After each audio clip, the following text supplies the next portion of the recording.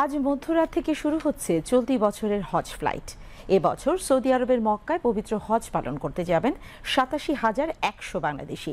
তাদের মধ্যে ৫,২০০ হজযাত্রী যাচ্ছেন সরকারি ব্যবস্থাপনায়, আর বাকি ৮১,৯০০ হজ পালন করবেন বেসরকারি ব্যবস্থাপনায়। ফ্লাইটের আনুষ্ঠানিক উদ্বোধন করবেন অন্তর্বর্তী সরকারের ধর্ম বিষয়ক উপদেষ্টা আ.ভ.ম. খালিদ হোসেন। প্রথম দিনে ৪১৯ জন হজযাত্রী সৌদি আরবের উদ্দেশ্যে ঢাকা ছাড়বেন।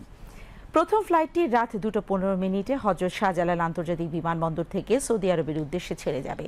হজ ব্যবস্থাপনাকে নির্বিঘ্ন করতে সরকারি পর্যায়ে ১১২ জন এবং বেসরকারি পর্যায়ে ১,৭৪৩ জন গাইড দায়িত্ব পালন করবেন।